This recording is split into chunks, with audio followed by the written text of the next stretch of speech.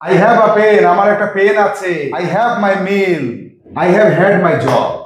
হ্যাভকে কখন কোথায় ব্যবহার করব, কিভাবে ব্যবহার করব, এসব বুঝতে গিয়ে তো মাথা পুরো কনফিউজড হয়ে যাচ্ছে। হ্যাভের ব্যবহার কত রকমের, এগুলো না জানলে আমি ইংলিশ শিখবো কিভাবে?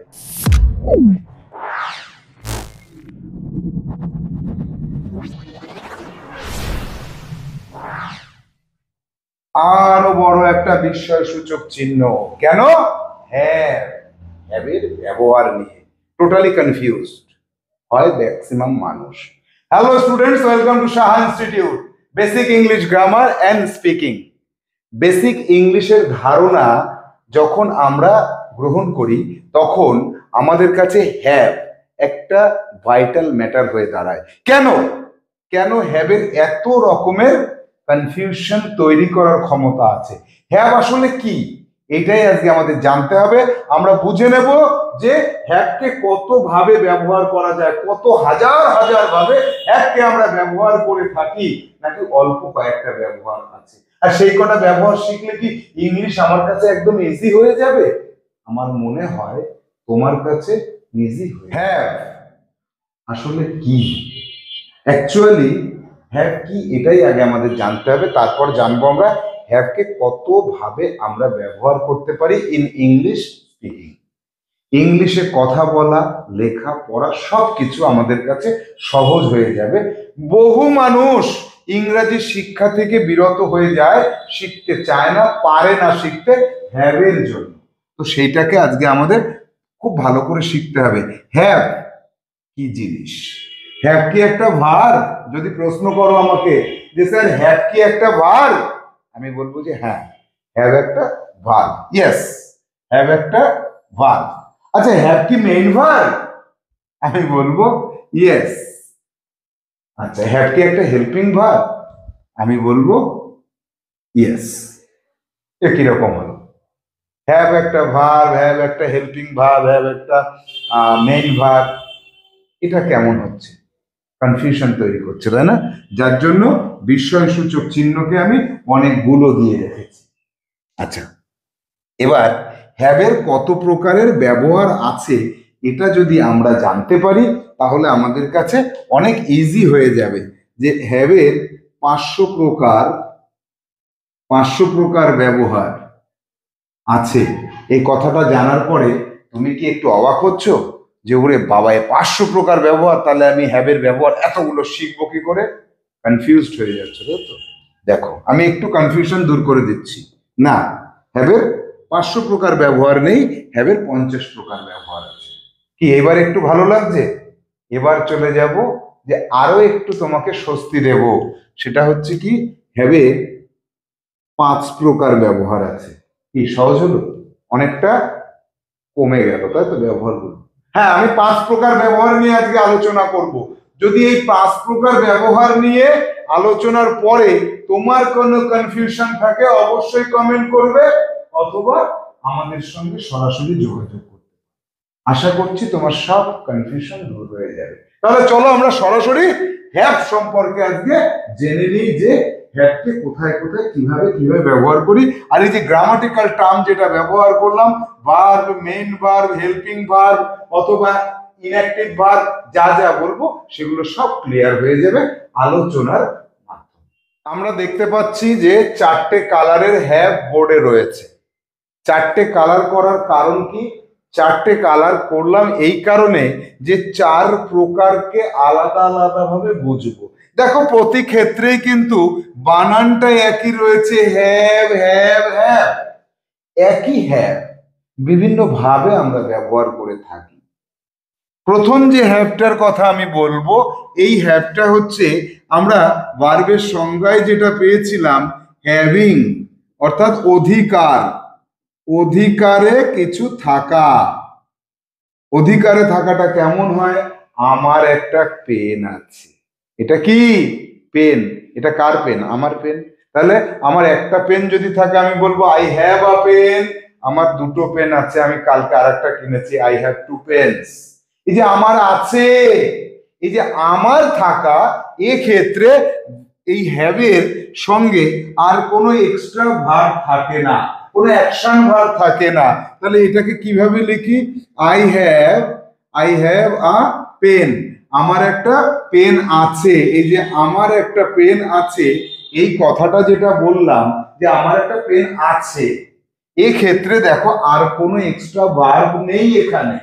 আর এক্সট্রা ভার্ব না থাকার জন্য এটাকে তখন আমরা কি বলি? এটাকে আমরা তখন মেইন ভার্ব বলে থাকি, মেইন ভার্ব। এখানে কোনো অ্যাকশন নেই, কোনো অ্যাকশন না থাকার জন্য এই ভার্বটাতে আমরা বলবো ইনঅ্যাক্টিভ, ইনঅ্যাক্টিভ ভার্ব বলবো। তাহলে have main verb, inactive verb. কি বোঝায়? হ্যাভিং বোঝায়, কোনো কিছু আছে এইরকম কথাকে বোঝায় হ্যাভ। এটা হচ্ছে ব্ল্যাক কালারের হ্যাভ। এই হ্যাভের ক্ষেত্রে কি কি ফর্ম থাকে ভার্বের? এক্ষেত্রে ভার্বের ফর্ম থাকে হ্যাভ, হ্যাজ আর হ্যাড। এই যে তিনটে ফর্ম রয়েছে। তাহলে তিনটাকে কখন ব্যবহার করব? এই দুটোকে ব্যবহার করব প্রেজেন্ট সময়ে, আর এটাকে ব্যবহার করব পাস্টের সময়ে। আমার একটা পেন আছে, আই হ্যাভ আ পেন। তোমার একটা পেন আছে, ইউ হ্যাভ আ পেন। তার একটা পেন আছে, হি হ্যাজ আ পেন। তন্ময়ের একটা পেন আছে, তন্ময় হ্যাজ আ পেন। সাজিদুরের একটা পেন আছে, Sajidur has a pen. Has a pen. I have, he has. Has গেল প্রেজেন্টে আছে। আর আগে ছিল, তখন কি বলবো? হ্যাড বলবো। এই হ্যাড দিয়ে তখন আমাকে পাস্টের কথাটাকে বলতে হবে। আমার একটা পেন ছিল, আই হ্যাড আ পেন। তোমার একটা পেন ছিল, ইউ হ্যাড আ পেন। তার একটা পেন ছিল, হি হ্যাড আ পেন। তাদের একটা পেন ছিল, দে হ্যাড আ পেন। এই হ্যাডের কোনো পরিবর্তন হয় না। হ্যাভ ভার্বের কোন ফর্মের কোনো পরিবর্তন হয় না, সেটা হচ্ছে হ্যাড। সাবজেক্ট পাল্টালে এ পাল্টায় না, এরা দুজন প্রেজেন্টে পাল্টে যায়। এবার কথা হচ্ছে এদের নেগেটিভ কথা কিভাবে বলে। এই কারণে আমরা নেগেটিভ শিখছি, সবকটার ক্ষেত্রে কিন্তু একই ধরনের নেগেটিভ কথা হয় না, সেজন্য আমাদের এখানে জানতে হবে। এখানে যেহেতু মেইন ভার্ব অ্যাক্টিভ ভার্বের মতো কাজ করে, অ্যাক্টিভ নয়, অ্যাকশনও ভার্ব নয়, কিন্তু ওদের মতো যেহেতু কাজ করে, ওদের মতো নেগেটিভ করতে হবে। তাহলে আমার একটা পেন আছে, আই হ্যাভ আ পেন। আমার পেন নেই, I don't have a pen. অনেকে বলে I have not a pen. Have not a pen আর ডোন্ট হ্যাভ আ পেন, এই দুটো কথার মধ্যে কি পার্থক্য আছে দেখো। I I have a pen, এটা হচ্ছে আমার একটা পেন আছে। এবার বললাম যে না, না বলো, তাহলে I have not a pen, অথবা I have no pen. I have no pen. I don't have, I don't have a pen. এই যে তিনটে নেগেটিভ কথা বললাম, এর মধ্যে I have not a pen, এটা কিন্তু টোটালি ক্রস। এরকম কথা যে বলবে সে মনে করবে যে আমি ভুল বললাম, আজকের পর থেকে আর বলা যাবে না। এটা বলতে পারো I have no pen. No pen মানে আমার আছে, এই নো পেন নামক একটা জিনিস আমার আছে। আমার না পেন যেটা, অর্থাৎ শূন্য পেন আমার আছে, তাই no pen. I have no pen, এই কথাটা রাইট। কিন্তু তুমি যদি এটা বলো, এটা একেবারে অ্যাপ্রোপ্রিয়েট কথা হয়। I don't have a pen, I have a pen, I don't have a pen. আমার কোনো পেন নেই। He has a pen, he has a pen. এই জায়গাটা আবার লক্ষ্য করো যে হি হ্যাজ আ পেন, তার একটা পেন আছে। এবার তার একটা পেন নেই, তাহলে কি বলবো? হি হ্যাজ নো পেন, এটা বলতে পারো। এটা হচ্ছে আছে। আছে মানে কি আছে? না পেন যেটা, মানে শূন্যটা পেন আছে। আর নেগেটিভ যদি বলতে হয় তাহলে he does not, he does not have বলতে হবে এখানে। He does not have a pen. এইখানে দেখো হ্যাভের ফর্মটা পাল্টালো না, এখানে আছে হি হ্যাজ আ পেন, এখানে হ্যাভ হয়ে যাবে। কেন? এই যে হ্যাজ, এই যে হির জন্য যে হ্যাজ হয়েছে, হির জন্য যে ডাজ হয়ে গেছে, এই জন্য ওইটা কাটাকাটি হয়ে গেছে, এইটা হ্যাভ হবে। কাটাকাটি কেন বললাম? কারণ গ্রামাটিক্যাল টার্মটা আমি এই মুহূর্তে তোমাদের বলতে চাইছি না, কোর্স করতে থাকো, পরবর্তীতে বলে দেবো। এবার আসছি যে তার একটা পেন আছে, হি হ্যাজ আ পেন, তার একটা পেন নেই, he does not have a pen. I have a pen, I don't have a pen. He has a pen, he does not have a pen. তাহলে negative বললাম দুইবার। আর এই যে হ্যাডের ক্ষেত্রে কি হবে, হি হ্যাড আ পেন, তার একটা পেন আছে, he did not have a pen. এখানেও কিন্তু পাল্টে যাবে, দেখো he had, he had a pen. এই কথাটার নেগেটিভ যদি আমি বলতে চাই তাহলে কি বলবো, he did not, he did not have হয়ে যাবে, he did not have a pen. এই জায়গাটা লক্ষ্য করে, হ্যাভ হয়ে গেল কিন্তু এখানে হ্যাড ছিল, এই যে ডিড নট বলেছি তার জন্য কিন্তু এখানে হ্যাভ হয়ে গেল। তাহলে হ্যাভ ব্ল্যাক কালারের যেটা আছে এইটার ব্যবহার আমরা কখন করব, আমার কিছু আছে, আমার একটা কালো রঙের ব্লেজার আছে, I have a black blazer. আমার কালো রঙের ব্লেজার নেই, I don't have a black blazer. তোমার একটা ব্লেজার আছে, ইউ হ্যাভ আ ব্লেজার, তোমার নেই একটা ব্লেজার, তোমার নেই, you don't have a blazer. এবার বলবো যে মোহিতের একটা ব্লেজার আছে কালো রঙের, তাহলে Mohit has a black blazer. মোহিতের কালো ব্লেজার নেই, Mohit does not have a black blazer. আমার একটা গাড়ি ছিল, লাল রঙের গাড়ি ছিল, I had a red car, I had a red car. আমার একটা কালো গাড়ি ছিল, আমার কালো গাড়ি ছিল না ভাই, তাহলে I did not have a red car, I did not have a red car. আমার কালো রঙের গাড়ি ছিল, আই হ্যাড, আর ছিল না ডিড নট হ্যাভ। এই জায়গাটা লক্ষ্য করে যে ব্ল্যাক কালারের যে হ্যাভ কে লিখেছি না, হ্যাভিং কে নির্দেশ করে, এর ক্ষেত্রে ব্যবহারটা কিন্তু এইটাই করব এরপর থেকে আমরা। পবিত্রর একটা মোটর সাইকেল ছিল, পবিত্র হ্যাড আ মোটর বাইক, পবিত্র তো মোটর সাইকেল ছিল না, পবিত্র did not have, did not, does not, do not. এই জায়গাটা একটু লক্ষ্য করো, এটাকে আজীবনকাল মনে রাখবে, এই জায়গাটা মনে রাখবে। এই যে ডু নট, তারপরে ডিড নট, তারপরে ডাজ নট, ডাজ নট, এগুলো ব্যবহার করলে এরপরে আজীবনকাল হ্যাভ ব্যবহার করবে, হ্যাড, হ্যাজ এগুলো ব্যবহার করবে না। এটাকে মাথায় রাখো, আজকের পর থেকে এটাকে ভুলবে না। তাহলে আমরা ব্ল্যাক কালারের যে হ্যাভ পেয়েছি সেই হ্যাভের নাম কি, মেইন ভার্ব, ইনঅ্যাক্টিভ ভার্ব। এই সেন্টেন্স গুলোর মধ্যে অন্য কোনো অ্যাকশন ভার্ব থাকে না, কোনো অ্যাক্টিভিটি থাকে না, এটাকে দিয়ে হ্যাভিং কে প্রকাশ করে। অর্থাৎ আমার কিছু আছে, তোমার কিছু আছে, তার কিছু আছে, এটাকেই নির্দেশ করে।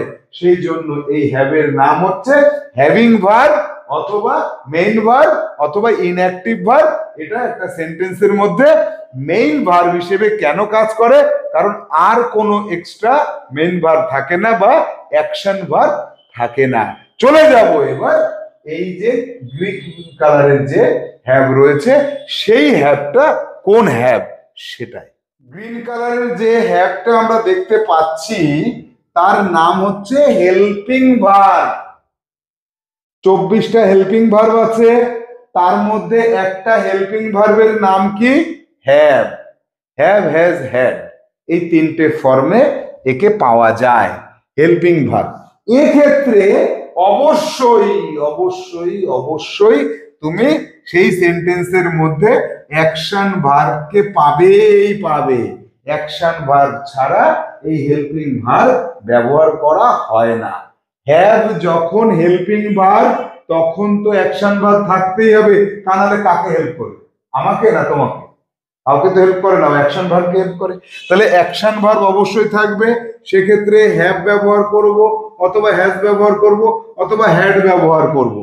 আর একটা কথা সারা জীবন মনে রাখবে যে হ্যাভ, হ্যাজ, হ্যাড এর পরে অ্যাকশন যে ভার্ব থাকে ওই অ্যাকশন ভার্বের V3 ফর্ম ব্যবহার করা হয়। এটা একদম ইউনিভার্সাল ট্রুথ। পৃথিবীতে যত প্রলয় হোক না কেন এই নিয়মের কোনো পরিবর্তন হবে না। একে বলা হয় ইউনিভার্সাল ট্রুথ। আমার যে কমিউনিকেটিভ ইংলিশ ল্যাঙ্গুয়েজের বই আছে তার প্রথম পাতাতে আমি 6টা ইউনিভার্সাল ট্রুথ লিখেছি, তার মধ্যে এটাকে আমি রেখেছি হ্যাভ হ্যাজ হ্যাড এর পরে V3 অবশ্যই বসবে অ্যাকশন ভার্বের, ডু ডাজ ডিড এর পরে V1 অবশ্যই বসবে, যেটা আমরা এখানে শিখেছিলাম হ্যাভ ভার্ব মেইন ভার্ব যেটা, আর হেল্পিং ভার্ব যেটা সেক্ষেত্রে V3 বসাতে হবে। এবার আসা যাক যে এক্সাম্পল দেখে নিই আমরা, যে I have finished the job, I have finished V3 বসিয়েছি, আমি কাজটা শেষ করেছি। এই যে করেছি, করেছিলাম বলবো না, করেছি, আমি করেছি, আমি খেয়েছি, আমি গিয়েছি, আমি দেখেছি। এই যে দেখা থেকে দেখেছি, করা থেকে করেছি, শোনা থেকে শুনেছি, বলা থেকে বলেছি, এই যে ভার্বের যে পরিবর্তনটা আনলো, এই পরিবর্তনটা আনার জন্য এই হ্যাভ একে হেল্প করেছে, হেল্প করেছে, তাই এর নাম হেল্পিং ভার্ব। V3 ফর্ম বসেছে, he has finished the job V3, তাহলে he has, I have, you have, he has, she has, Ram has, they have, সাবজেক্টের সাথে সাথে এই দুটো ভ্যারি করে, পাল্টে যায়, কিন্তু মিনিংটা একই রকম হয়, যে আমি শেষ করেছি, তুমি শেষ করেছো, সে শেষ করেছে। তাহলে এই ক্ষেত্রে আমরা দেখলাম যে হ্যাভ হ্যাজ এর পরে V3 বসছে, করেছি, করেছো, এই ধরনের কথা বলার জন্য হেল্প করে, তাকে অ্যাকশন ভার্ব।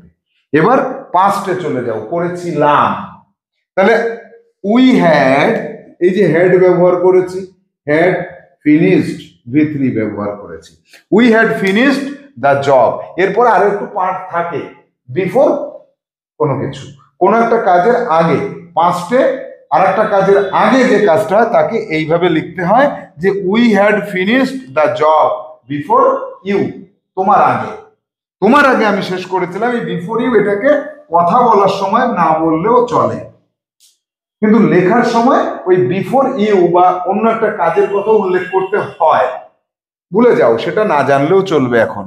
তাহলে we had finished the job, আমরা কাজটা শেষ করেছিলাম। তাহলে এক্ষেত্রে আমরা যখন হ্যাভের হেল্পিং ভার্ব হিসেবে ফর্মটাকে পাবো, তখন অ্যাকশন ভার্ব অবশ্যই থাকতে হবে। মনে রাখবে, যে জায়গাগুলো বলছি মনে রাখার চেষ্টা করবে। যখন হ্যাভ হেল্পিং ভার্ব, তখন সেই সেন্টেন্সের মধ্যে অ্যাকশন ভার্ব থাকতেই হবে। হ্যাভের তিনটে ফর্ম কি ইউজ করতে পারি? হ্যাভ, হ্যাজ, হ্যাড, আর হ্যাভের পরে বা হ্যাজের পরে বা হ্যাডের পরে V3 form of action verb, এটাই বসে। এবার এদের পজিটিভ কথা বলছি, I have finished the job, আমি কাজটা শেষ করেছি। এবার যদি বলি যে আমি কাজটা শেষ করিনি, তার নেগেটিভ যদি বলি, তাহলে কি হবে? এই কথাটা যখন নেগেটিভে চলে আসবে, তখন কি করব? I don't have finished the job, এক্ষেত্রে যেমন করেছিলাম এটা করা যাবে না। এই জায়গাটাই কিন্তু আমাদের ভুল হয়, এটার সাথে এটার কোন রকম কোনো মিল করব না। এ একটা কালি দিয়ে লেখা, এ একটা কালি দিয়ে লেখা, এরা সম্পূর্ণ দুই ধরনের। এ যদি আমেরিকার লোক হয়, এ তাহলে অস্ট্রেলিয়ার লোক, তাহলে এর সাথে এর মিল কেন করব? এ যদি সাউথ আমেরিকার, সাউথ ইন্ডিয়ার লোক হয়, তাহলে এ হচ্ছে কাশ্মীরের লোক, তাহলে এদের খাবার দাবার, এদের ব্যবহার, এদের সবকিছু আলাদা। যদিও এরা ইন্ডিয়ান, এও হ্যাভ ভার্ব, এও হ্যাভ ভার্ব, এদের অরিজিনটা এক, কিন্তু এদের কালারটা আলাদা, এদের স্বভাব চরিত্র আলাদা। তাহলে এর মতো করে একে কেন বলবো? আমার জেনে রাখতে হবে। তার বুঝবো কি করে? আরে বুঝবো কি করে মানে কি? এই ক্ষেত্রে অ্যাকশন ভার্ব আছে, এখানে নেই। এক্ষেত্রে অ্যাকশন ভার্ব আছে বলে এক্ষেত্রে কি ব্যবহার করব? নেগেটিভে নট ব্যবহার করব। Don't, doesn't, didn't, do not, does not, did not. এদের ক্ষেত্রে এই যে এর ক্ষেত্রে ডু নট, ডাজ নট আর ডিড নট, এগুলো এদের ক্ষেত্রে চলে গেছে। ওদের বাড়ি কি রান্না হয়েছে তা দিয়ে তো এই বাড়িতে চলবে না। এরা তো খায় না সেই জিনিস। এরা কি খায়? এরা খায় নট, খায় নট, এরা নটের তরকারি খায়। তাহলে কি করব? I have finished the job, এক্ষেত্রে আমি কাজটা শেষ করিনি, I have not finished the job, একটা নট মাঝখানে বসিয়ে দিলে হবে। হি has finished, he has not finished, এখানে একটা নট বসিয়ে দিলে হবে। উই হ্যাড ফিনিশড, হ্যাডের পরে একটা নট বসিয়ে দিলে হয়ে যাবে। তাহলে এক্ষেত্রে নেগেটিভ করতে গেলে জাস্ট একটা নট দরকার হয়। এদের বাড়ির সাথে এদের বাড়ির কোনো মিল আছে? নেই। এদের বাড়ি তাহলে কি দরকার হয়? এদের বাড়ি দরকার হয় এনওটি, নট। এই তরকারিটা রান্না করা হয় নেগেটিভ কথা বলার জন্য। তাহলে হ্যাভের দুই ধরনের ব্যবহার কিন্তু আমাদের কাছে স্পষ্ট হলো, এক হচ্ছে মেইন ভার্ব, এক হচ্ছে হেল্পিং ভার্ব।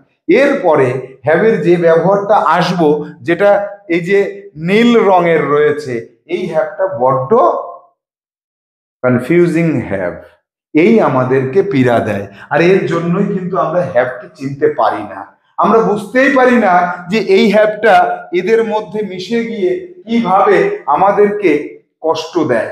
আমরা ইংরেজি শিখতে গিয়ে হোঁচট খাই, আমরা পারি না শিখতে। আজকের পরে কিন্তু সেই জায়গাটা আমাদের আর থাকবে না। আমরা একে ভালো করে বুঝে নেব এবং ইংরাজি আমরা ভালো করেই শিখবো। এই হ্যাভের নাম কি? এই হ্যাভ কোন ভার্ব, মেইন ভার্ব না হেল্পিং ভার্ব? এই হ্যাভ কেমন ভাবে কাজ করে, এই হ্যাভ কাদের উপরে কাজ করে, সবকিছু এখন জানবো। 3 নম্বর হ্যাভ, যেটা ব্লু কালারের ছিল, এই হ্যাভের একটা বিশেষ বৈশিষ্ট্য রয়েছে, জটিলতম বৈশিষ্ট্য, সেটা হচ্ছে এ মেইন ভার্ব, এ অ্যাকশন ভার্ব। এ আবার কেমন কথা? আমরা তো হ্যাভকে মেইন ভার্ব হিসেবে যখন পাই, তখন সেই সেন্টেন্সে কোনো অ্যাকশন ভার্ব থাকে না। তাহলে এক্ষেত্রে অ্যাকশন ভার্ব হিসেবে আমরা ব্যবহার করব কি অ্যাকশন? হ্যাভ মানে কোন কাজ? কোন কাজের নাম হ্যাভ? অনেক কাজ আছে, হাজারো কাজের নাম হ্যাভ। এইখানেই আমাদের প্রবলেম হয়। তাহলে এই প্রবলেম যেটা হয়, সেই প্রবলেমের সলিউশনটা কি আছে? আছে, দেখো, একটু লক্ষ্য করলেই তুমি বুঝতে পারবে সলিউশনটা। আমার বলা লাগবে না, তুমি নিজেই বুঝে যাবে। তাহলে দেখো, ইট, টেক, বেক, স্নান করা, গেট, পাওয়া, আন্ডারস্ট্যান্ড, বোঝা, ওয়াচ মানে দেখা, ওয়াচিং মানে ওয়াচ, ওয়াচ দেখা, সি দেখা, লিসেন শোনা। এই যে ভার্ব গুলো রয়েছে না, এরকম আরো বেশ কিছু ভার্ব রয়েছে, গোটা 30 ভার্ব রয়েছে। তার মধ্যে এইগুলো বেশি ব্যবহার করি, এইগুলোর পরিবর্তে আমরা হ্যাভ কে ব্যবহার করি। এইবার বিষয় হচ্ছে যে I eat rice, I have rice. I take tea, I have tea. I take bath, I have bath. I get the news, I have the news. I understand, I have. I watch, I have. I listen, I have. I see, I have. সবই যদি I have হয়, এ তো মহা মুশকিলে পড়া গেল। এবার I have, এই যে I have, এই কথাটা দিয়ে যদি, এই I have কথাটা দিয়ে যদি এখন আমি বোঝাই যে আমি খাই, আমি পান করি, আমি স্নান করি, আমি পাই, আমি ঘুমাই, স্লিপ, আমি ঘুমাই, আমি পাই, আমি বুঝতে পারি, আমি ওয়াচ, আমি দেখি, আমি সি নর্মাল দেখি, আমি শুনি, এসব কথা তো আই হ্যাভ। এই জায়গাটা কিন্তু একটা প্রবলেম ক্রিয়েট হয়ে গেল। পরে আলোচনায় আসছি তো আমি যেগুলোকে কিভাবে ব্যবহার করি, কিন্তু প্রবলেম তো এখানে ক্রিয়েট হয়ে গেল যে আই হ্যাভ মানে আমি ঘুমাই নাকি খাই নাকি পান করি না স্নান করি না পাই, কোনটা আই হ্যাভ মানে কোনটা? তাই তো প্রবলেম হচ্ছে, তো সলভ হবে। আগে আমরা জানি যে এই যে এইগুলোর পরিবর্তে আমরা হ্যাভকে ব্যবহার করি, সেই হ্যাভের নাম হচ্ছে রিপ্লেসিং হ্যাভ। কি রিপ্লেস করে? তাকে পাল্টে দেয়। এই ভার্বগুলোকে আরো আছে এরকম আরো কিছু ভার্ব আছে যাদেরকে পাল্টে দেয়। এই যে পাল্টে দিয়ে ওকে রিপ্লেস করে ওর পরিবর্তে নিজে বসছে, তাই এর নাম হচ্ছে রিপ্লেসিং হ্যাভ। রিপ্লেস করে দেয়। কিভাবে রিপ্লেস করবে? কোনো একটা সেন্টেন্সে এই ভার্বকে ব্যবহার করলে সেন্টেন্সটা যে ফর্মে থাকবে এই ভার্বে, ঠিক সেই ফর্মটা নেবে হ্যাভ। ফর্মগুলো কি? এটা কি ভার্ব? এগুলো সব কি ভার্ব? এগুলো তোমরা সব জেনে গেছো এতদিনে। এগুলো সব হচ্ছে অ্যাকশন ভার্ব। এগুলো অ্যাকশন ভার্ব না? এগুলো তো অ্যাকশন ভার্ব। অ্যাকশন ভার্বের কটা ফর্ম থাকে? পাঁচটা। কি কি? V1, V2, V3, V4, V5, পাঁচটা ফর্ম থাকে। তাহলে আমি বেছে নিলাম এখান থেকে টেক, এই টেককে বেছে নেওয়া হলো, এই টেককে আমি বেছে নিলাম। তাহলে টেককে বেছে নিলে কি হলো, take, take, took, taken, takes, taking, পাঁচটা ফর্ম পাচ্ছি। এবার দেখো V1 এর জায়গায় হ্যাভ কে বসাবো, take have, took had, taken had, takes has, taking having. Take, took, taken, takes আর টেকিং, পাঁচটা ফর্ম। তাহলে have, had, had, has, having, হ্যাভের এখানে পাঁচটা ফর্ম হবে। কেন এখানে পাঁচটা ফর্ম হলো, এখানে তিনটে ছিল, এখানে তিনটে ছিল, এখানে পাঁচটা ফর্ম হয়েছে একটাই কারণে, হ্যাভ কিন্তু এখানে অ্যাকশন ভার্ব হিসেবে কাজ করছে। অ্যাকশন ভার্ব, হ্যাভের অ্যাকশন থাকবে। দেখো কিভাবে অ্যাকশন থাকে। আমি একটু আগে একটা প্রবলেম ক্রিয়েট করেছিলাম, তোমরা সবাই ঘাবড়ে গেছো, স্যার আই হ্যাভ মানে যদি এতগুলো কথা হয় কোনটা বলছে আমি বুঝবো কি করে। আমি পবিত্রের বললাম, পবিত্র আই হ্যাভ, এখন আমি ঘুমিয়েছি না আমি খেয়েছি না আমি চা খেয়েছি নাকি আমি তোমার দেওয়া জিনিসটা পেয়েছি, কোনটা বলছি? পবিত্র বুঝতে পারবে কিভাবে, সেই জায়গায় যাব। তাহলে ব্যবহারটা বোঝা গেল তো, যে I have, I take tea, আমি চা খাই, I have tea, I have tea. আমি I take my lunch at 2 p.m. I take my lunch at 2 p.m. I have my lunch at 2 p.m. এবার একটুখানি ক্লিয়ার হলো আমার কাছে। দেখো আর একটা বললে আরো ক্লিয়ার হয়ে যাবে। তাহলে আই বেথ, তাই তো, I bathe early in the morning, আমি সকালে স্নান করি। তাহলে I have my bath early in the morning. এই যে আই হ্যাভ মাই বাথ, এখানেও কিন্তু সেই আই হ্যাভ বলেছি। আই হ্যাভ এর পরবর্তী কথাটাকে লক্ষ্য করতে হবে। এই জায়গাটায় আমি কি বলছি, বাত বলা মানে কিন্তু ঘুমানো না। আমি আমার স্নানটাকে কি করি, ঘুমাই। আমি আমার স্নানটাকে খাই। তাহলে এখানে স্নান কথাটা বলা থাকলে কি হবে, স্নান করা বোঝাবে। এখানে লাঞ্চের কথা থাকলে এখানে কি ঘুমানো বোঝাবে। আমি হ্যাভ, আই হ্যাভ মানে আমি নিই। হ্যাভ কথার অর্থ হচ্ছে নিজের দিকে আসা, কোনো কিছু নিজের দিকে আসা, স্নান করা, ঘুমানো, পাওয়া, বোঝা, সব নিজের দিকে আসছে, নিজের দিকে আসবে আমার। আই হ্যাভ আমার দিকে কি, লাঞ্চ। লাঞ্চ বললে আমি কি বুঝবো, আমি সাঁতার কাটছি বুঝবো নাকি ঘুমাচ্ছি বুঝবো, খাওয়াটাই বুঝবো। তাহলে I have lunch at 2 p.m. I have bath early in the morning, তাহলে স্নান করি। আই হ্যাভ ইয়োর টকিং, আমি তোমার কথা বুঝতে পারি। I have your language, I have your language, আমি তোমার ল্যাঙ্গুয়েজটা জানি, আন্ডারস্ট্যান্ড বুঝি। এরকম সি, লিসেন, এগুলোকে যখন বলবো ঠিক এর পরবর্তী, হ্যাভের পরবর্তী কথাটাকে লক্ষ্য করলে আমরা হ্যাভটা কোন ভার্বকে রিপ্লেস করেছে সেটা ক্লিয়ার হয়ে যাবে। এবার এই প্রতিটা ফর্মকে কিভাবে ব্যবহার করব, দেখো প্রত্যেকটা ফর্মকে কিভাবে ব্যবহার করব। তাহলে আই হ্যাভ, এবার চলে যাব এই যে takes, I I take tea, I have tea, I have tea. এবার যদি বলি যে Pabitra takes tea, I have tea মানে I take T, Pabitra takes টি। তাহলে আই হ্যাভ, হ্যাভের জায়গায় মানে টেকের জায়গায় হ্যাভ বলবো। তাহলে I take tea, I have tea, Pabitra takes টি, পবিত্র হ্যাজ টি। এই পবিত্র হ্যাজ টি, এই যে হ্যাজের ব্যবহারটা, এই যে যে V4 ফর্মটা আছে, এই V4 ফর্মের পরিবর্তে হ্যাভের যে হ্যাজ ফর্মটা আছে এটাকে ব্যবহার করে না। কেন করে না স্যার, আমি কি করে জানবো? যাদের ভাষা তারা করে না, এর কোনো কারণ নেই কেন করে না। যদি তুমি কারণ খুঁজে বের করতে পারো, তোমাকে 1000 বছর সময় দিলাম, তার মধ্যে কমেন্ট করে জানাবে যদি কারণটা খুঁজে পাও। এবার আসবো এই ফর্মটাকে ব্যবহার করে কিভাবে, এই ফর্মটাকে ব্যবহার কি করে। এই ফর্মটা I took tea, last night I took tea, আমি চা খেয়েছিলাম। Last night I had tea, I had a little tea last night, I had a little tea, I had a little tea, last night আমি চা খেয়েছিলাম ছোট করে। এটা পরে বলছি, এটা বলতে গেলে কনফিউশনে চলে আসবে। এইটা বলছি, এটা আই অ্যাম টেকিং টি, আমি চা খাচ্ছি, আমার হাতে কাপ রয়েছে, চা নিচ্ছি করে চা খেলাম। তাহলে পবিত্র আমাকে জিজ্ঞেস করছে, স্যার কি করছেন ফোনে? হ্যাঁ হ্যালো পবিত্র, এই আচ্ছা স্যার কি করছেন? এই চা খাচ্ছি। I am taking T. Taking এর পরিবর্তে আমি হ্যাভিং বলবো, টেকিং এর পরিবর্তে হ্যাভিং বলবো। তাহলে I am having T, I am taking tea, I am having tea. He is taking tea, he is having tea. We are having tea, you are having tea, they are having tea. হলো, আমি চা খাচ্ছিলাম, I was taking tea, I was having tea. He was having tea, they were having tea. তারা চা খাচ্ছিল। তাহলে যে having, taking এর জায়গায় হ্যাভিং বললাম, তাহলে আমরা কয়টা কমপ্লিট করলাম? এই টেকটাকে কমপ্লিট করেছি, টুকটাকে কমপ্লিট করেছি, টেকিংটাকে কমপ্লিট করেছি। একে নেওয়া যায় না, এ খুব দুষ্টু, একে বাদ দিয়ে দিলাম। চলে মানে পড়ে থাকলো টেকেন। এই টেকেন এর জায়গায় হ্যাড বলতে হবে।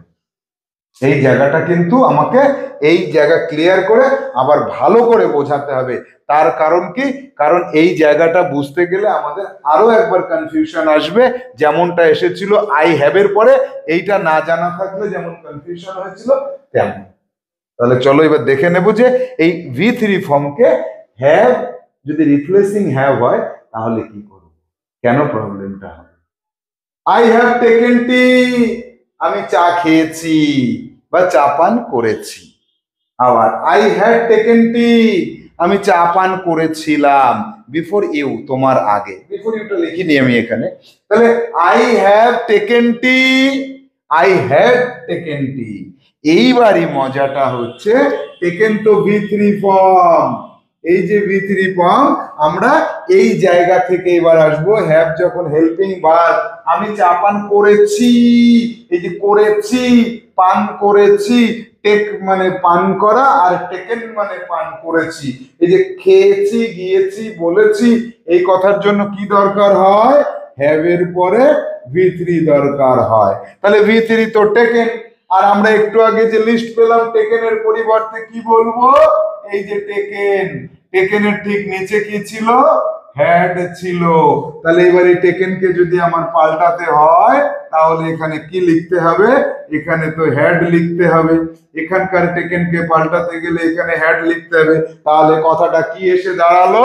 আই হ্যাভ হ্যাড টি, আমি চা খেয়েছি। আই হ্যাড হ্যাড টি, আমি চা খেয়েছি। অনেক সময় বলে স্যার এইখানে না দুবার হ্যাড লিখে ফেলেছে। I had had T, had had আবার কি? হ্যাড হ্যাড, এই হ্যাড আর এই হ্যাড দুটো আলাদা। এটা V3। এই হ্যাড কথার অর্থ কি? এই হ্যাড কথার অর্থ হচ্ছে দুটো সম্পূর্ণ আলাদা। এইখানে দেখো আমাদের কালির ব্যবহারটা করতে হবে। এইখানে আমাদের একটু ভুল হয়েছে। এই জায়গায় যদি আমরা এইটাকে লিখতাম যে তাহলে খুব ভালো হতো, এইটা লিখলে ভালো হতো।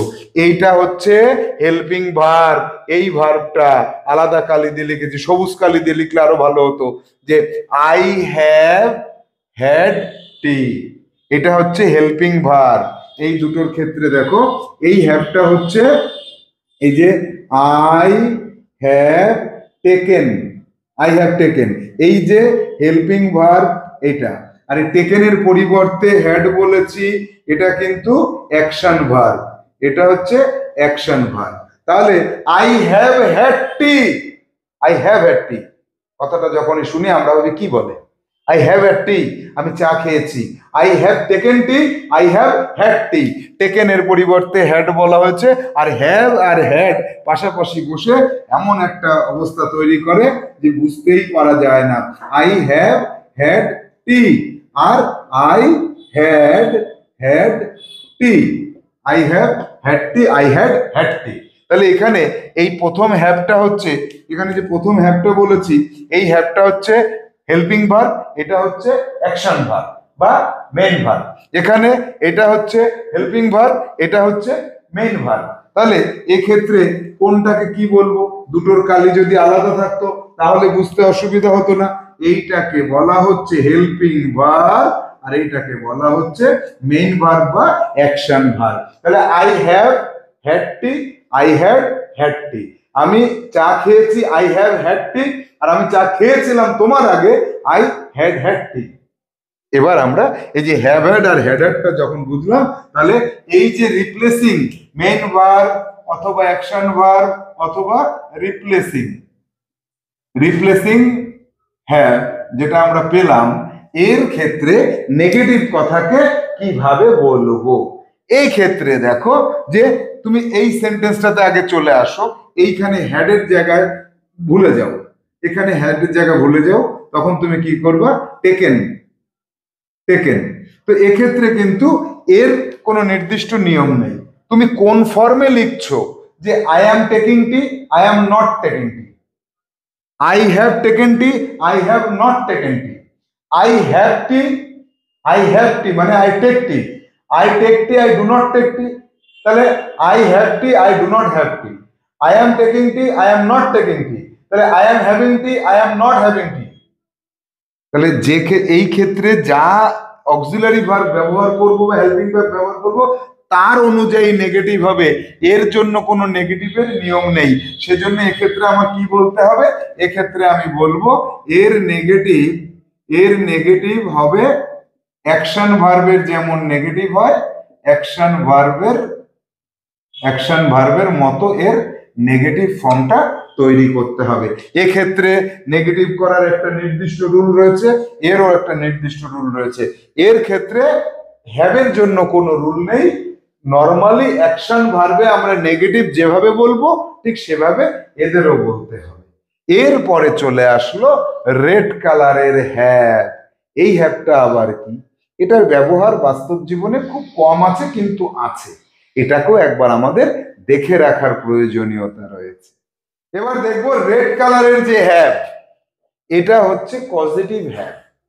বুঝলাম না তো পজিটিভ হ্যাভ কি জিনিস, আমি তো জানি হয় মেইন ভার্ব হবে, নাহলে হেল্পিং ভার্ব হবে, অ্যাক্টিভ হবে, ইনঅ্যাক্টিভ হবে, কিন্তু পজিটিভ আবার কি জিনিস এটা বুঝতে পারলাম না।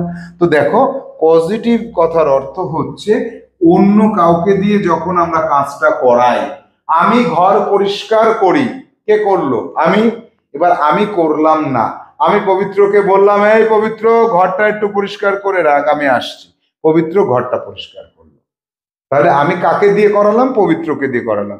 পবিত্র আবার আমাকে ফোন করে বলল স্যার আমার কাছে যে পেন আছে তাতে কালি নেই, আপনি বোর্ডে ওইগুলো লিখে রাখেন, আমি এসে লিখে ফেললাম, কিন্তু লেখালো কে, পবিত্র আমাকে দিয়ে লেখালো। তাহলে এই যে কাউকে দিয়ে যখন কোনো কাজ করাই তাকে পজিটিভ বলা হয়, আর এই পজিটিভের মধ্যে হ্যাভ ভার্বের একটা ব্যবহার থাকে, সেক্ষেত্রে একটা পিকুলিয়ার টাইপের ব্যবহার হয়।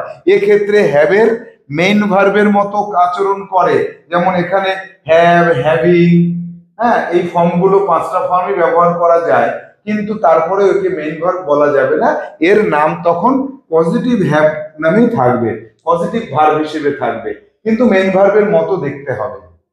আর এক্ষেত্রে কি করব, এই ক্ষেত্রে আমরা কোথায় ব্যবহার করতে হয় সেটা জাস্ট জেনে নেব। এক্ষেত্রে আমি বলে রাখি পজিটিভের উপর আমার একটা আলাদা ক্লাস থাকবে পূর্ণদৈর্ঘ্যের, সেখানে পুরো বুঝতে পারবে। এখানে শুধু এটুকু জেনে রাখবে যে কাউকে দিয়ে যখন কোনো কাজ করাবো সেটা এমনি এমনি নয়, তার সেটা দায়বদ্ধতা থাকবে। যেমন আমি যদি কোনো সরকারি চাকরি করি, আমার বস আমাকে একটা কাজ করতে বলে সেটা আমি করতে বাধ্য থাকি, ঠিক সেরকম আমি আমার ভাইকে দিয়ে ঘরটা পরিষ্কার করাই, এক্ষেত্রে ভাই কিন্তু করতেও পারে নাও করতে পারে, কিন্তু আমি তাকে দিয়ে করাই মানে সে আমি বললে করবে, সে করে এটা। যেমন আমি যদি একটা সরকারি অফিসে চাকরি করি আর আমার অফিসার যদি আমাকে বলে যে আপনি আজকে এই সব চিঠিগুলো লিখে ফেলেন, আমার তখন লিখতেই হবে, আমি কি বলবো, না আমি পারবো না, পারবো না বলতে পারি না। তাহলে যখন কোনো দায়িত্ববোধ থেকে কাউকে দিয়ে কাজ করানো হয় তখন সেটাতে আমরা হ্যাভ ব্যবহার করি। I have him clean the room, আমি এই যে হ্যাভ, হিম, ক্লিন, এই যে ক্লিন এটা সবসময় V1 হবে, এই সবসময় এটা V1 হবে, এখানে V1 হবে, এখানে সবসময় V1 হবে, V1 হবে। তাহলে এইখানের যে V1টা এইটা হচ্ছে মেইন ভার্ব, তাকে দিয়ে আমি পরিষ্কার করাই, এই ক্লিন এটা মেইন ভার্ব, আর এখানে হ্যাভ যেটা বলছি I have him clean the room, আমি তাকে দিয়ে ঘর পরিষ্কার করাই, এটা পজিটিভ ভার্ব, এটা main verb. He has me post the letter, সে আমাকে দিয়ে লেটারটা পোস্ট করায়। I am having the peon, post the letter বা টাইপ দ্য লেটার, আমি পিয়নকে দিয়ে চিঠিটা লেখাচ্ছি। এখানে লেখাচ্ছি বলে দেখো টাইপিং কিন্তু হলো না, এই হ্যাভিং দিয়ে আমি বোঝাচ্ছি কন্টিনিউয়াস ফর্ম। এ বলছে কন্টিনিউয়াস, এই মেন ভার্বে আবার আইএনজি হলো না, এই জায়গাটা একটু কনফিউশন হয়। তো সবসময় মনে রাখবে কাউকে দিয়ে কাজ করাতে গেলে এই ভার্বটা সবসময় V1 ফর্মেই থাকে, আর আইএনজি ফর্ম হোক, টেন্সের যে পরিবর্তনগুলো আছে সেগুলো সব হ্যাভের ক্ষেত্রে হবে। এই পরিবর্তন দেখে মনে হয় এটা যেন মেইন ভার্ব, কিন্তু এটা মেইন ভার্ব নয়। এই পরিবর্তনটা করে কিন্তু এ মেইন ভার্ব নয়। আবার এ মেইন ভার্বের সব পরিবর্তনে হয় না, শুধু V1 হিসেবে থাকে। এই যে খটোমটো জায়গাটা পজিটিভের ক্লাস যখন আমরা করব তখন পরিষ্কার হয়ে যাবে। শুধু এখন জানবো আই মেক পবিত্র বাই আ ম্যাঙ্গো, আমি পবিত্রকে দিয়ে একটা ম্যাঙ্গো কেনাই। আমি তাকে দিয়ে ঘর পরিষ্কার করাই, I make him clean the room, আমি তাকে দিয়ে ঘর পরিষ্কার করাই। আমি আমাদের স্কুলের যে পিয়ন আছে তাকে দিয়ে আমি একটা অ্যাপ্লিকেশন লেখাচ্ছি। তাহলে I am having the peon writing an application, I am having the peon writing an application. এক্ষেত্রে নেগেটিভ কিভাবে করতে হবে, এই যে আই হ্যাভ নট, এখানে একটা নট বসিয়ে দিতে হবে, এখানে নট অথবা ডোন্ট, এখানে don't, I don't have, he doesn't have, I am not having, এখানে হ্যাভ নটটা এখানে না ব্যবহার করাই ভালো, ডোন্ট ব্যবহার করে দিলে এটা বেশি ভালো হয়। তাহলে হ্যাভের 4 রকমের ব্যবহার আমরা জানলাম। আমি প্রথমেই বলেছিলাম 500 থেকে 50, 50 থেকে 5, 5-এ গিয়ে তোমরা আনন্দ পেয়েছিলে, এবার আরো একটু আনন্দ পাও যে তোমরা 4-এ এসেই থেমে গেলে। হ্যাভের টোটাল 4টে ব্যবহার আছে। এই 4টে টাইপের ব্যবহারগুলো একটা আর একটার সাথে এমন ভাবে মানুষ ব্যবহার করে দৈনন্দিন জীবনে যে বুঝে উঠতে গেলে আমাদের দম বন্ধ হয়ে যায়। আমরা ভাবি ওরে বাবা রে বাবা এ কত ধরনের ব্যবহার, কিন্তু অরিজিনালি হাজার হাজার সেন্টেন্স এই 4টে হ্যাভ দিয়েই তৈরি হয়। কত সহজে আমরা বুঝতে পারলাম। এখনো তোমাদের কাছে বিষয়টা সম্পূর্ণ ক্লিয়ার হয়নি। ওয়ার্কশিট সলিউশনে যাবে, ওয়ার্কশিট সলিউশন করার পর যে ভিডিওটা আমি তোমাদেরকে দেব সেখানে সলিউশন থাকবে। তারপরে তোমরা যত প্র্যাকটিস করবে, যে নিয়মে আমি তোমাদের ক্লাসে প্র্যাকটিস করাই ওই নিয়মে যত বেশি প্র্যাকটিস করবে, হ্যাভ তোমাদের কাছে তত ধোঁয়াশা থেকে ক্লিয়ারের দিকে চলে আসবে। হ্যাভ যখন তোমার কাছে ক্লিয়ার হয়ে যাবে তখন তুমি অধিকাংশ কথা বলতে পারবে, বুঝতে পারবে, হ্যাভের ব্যবহার থেকে আর ভয় পাবে না। তুমি ইংরেজি শিক্ষা থেকে পিছিয়ে পড়বে না বা ছিটকে বাইরে বেরিয়ে যাবে না। আর তুমি যখন হ্যাভটাকে পুরোটাই শিখে যাবে তখন তোমার ইংলিশের ফ্লুয়েন্সি হয়ে যাবে আপ।